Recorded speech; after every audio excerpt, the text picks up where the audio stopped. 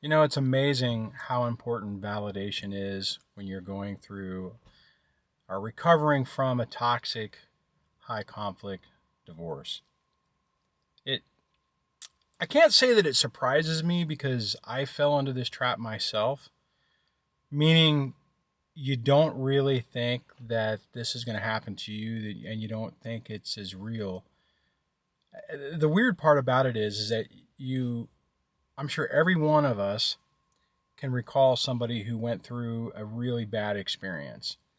And for some strange reason, we just assume that it's not going to be us, that their situation was just a little bit different, that there were underlying circumstances that makes this all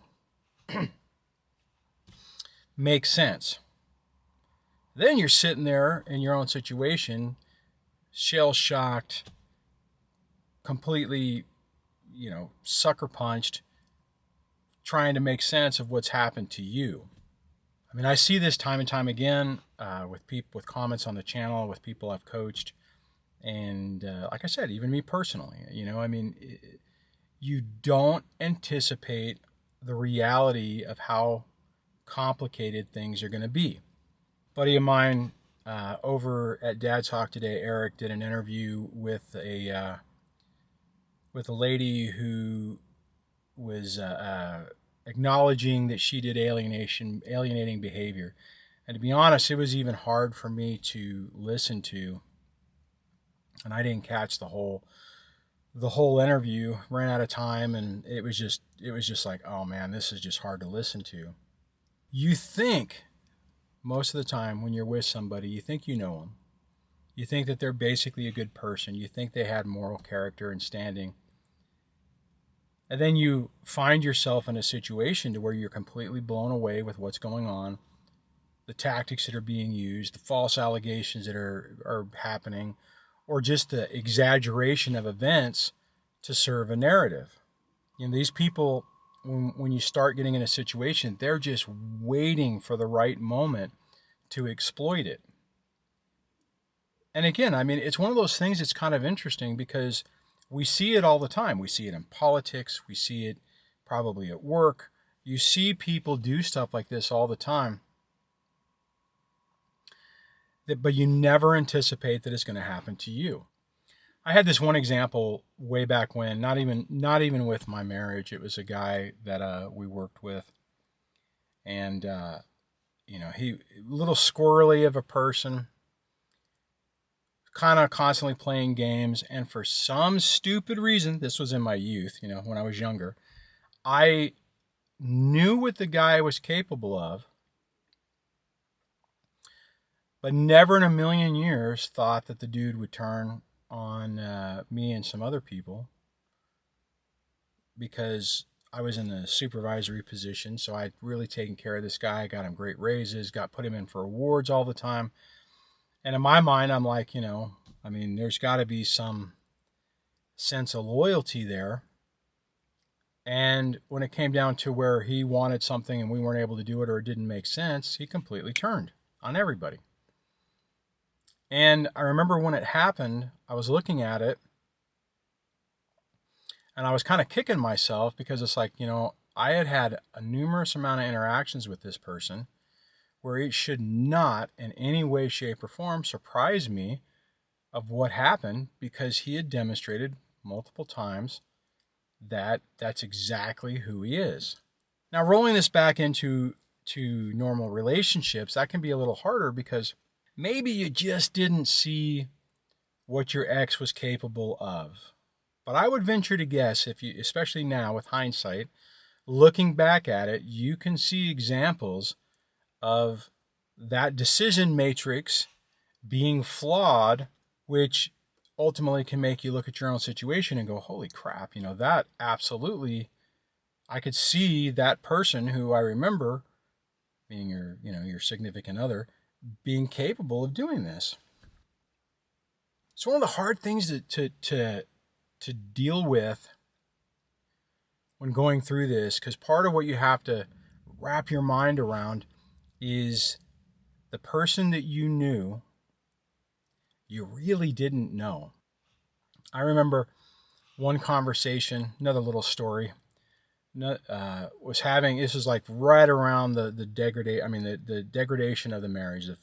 Things were just starting to completely fall apart. I was having a discussion with her. She made this comment, and she was like, "You don't even know who I am."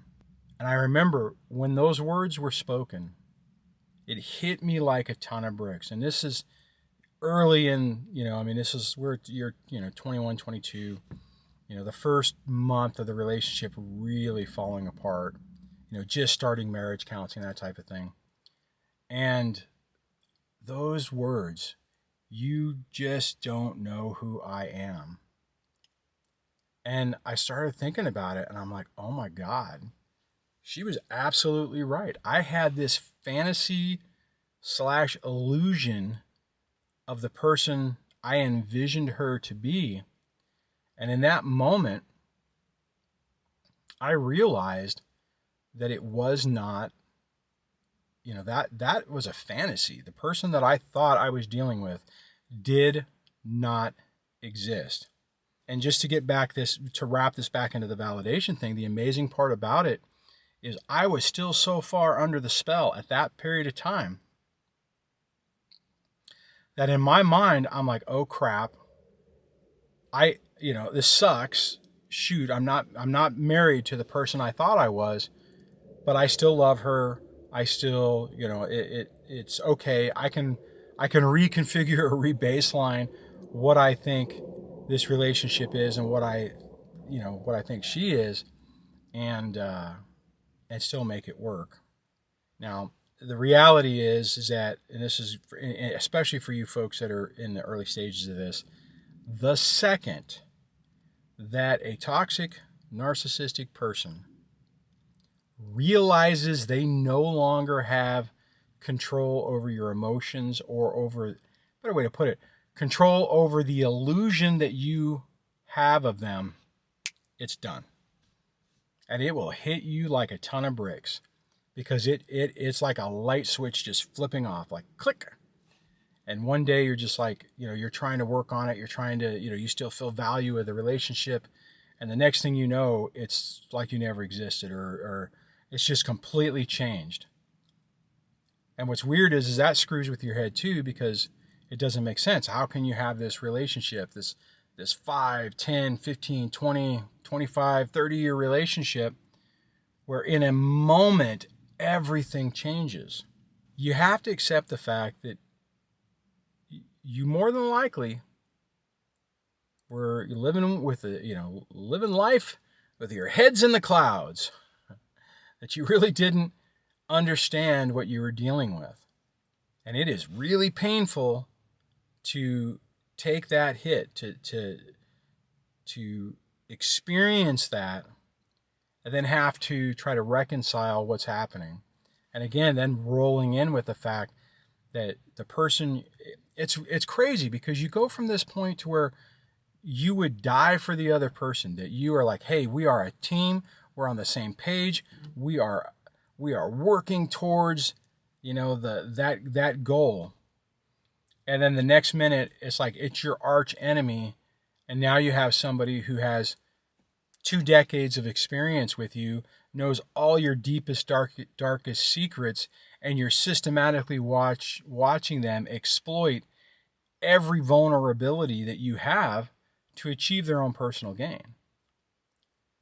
Now, I know this sounds horrible, and you're thinking, holy crap, if you're going through it, you're thinking, oh my God, I'm living a nightmare. Okay, you are living a nightmare. Here's the thing. Take control of your situation. Take a deep breath. Realize that you have to stop making mistakes. Don't fall for their traps. Don't take the bait, and systematically start taking ownership. I think it's a good way to put it. Ownership of your emotions and of what you can control. I get a lot of this as, there's not a lot you can control, but you can control the mistakes you make. Don't be harassing them. Don't be getting into flame wars on the email with them. Don't be following them around. Don't be giving them any any extra ammunition to paint a picture that you're a stalker, or that you're, unhinged, or that you're this or you're that. Just don't do it. You need to focus on the long game. And I'm here to tell you, I've seen this from a lot of people, and if you look at a lot of the comments in the videos, you'll see people that say, oh my God, I wish I would have found your content years ago, or oh my God, thank God I found your content, or oh, I'm alive because I found this content. If you are feeling like you are in the dark days of this, and you probably are in the beginning part of it, take a deep breath and realize, okay, this sucks. It really does suck. Mm-hmm. But that you can get through it. That you can navigate this nightmare, minimize the damage that's going to happen, and get your life back. And that's the main message I want you to take away from this, is that although this feels dire and it's devastating, and maybe you're at the point where you're not able to see your kids, like I was talking about before with that other story, because you're dealing with somebody who's actively running a smear campaign and alienation and false allegations against you, you make the right choices and you approach this the right way, you will be able to undo what they're doing, depending on when you catch it. So take a deep breath, realize that all is not lost. I've been dealing with this for 10 years, and my life has fundamentally transformed in a positive way as a result of this nightmare. So, love to hear how you're doing. Let me know if this message resonates with you. If you are one of the the big percentage of people who are not subscribed to the channel, do me a solid. Hit subscribe, ring the bell notification so that you get notified when I watch the videos, comment, all that kind of good stuff to help tell YouTube that this content is valued and helpful. And I'll catch you on the next video.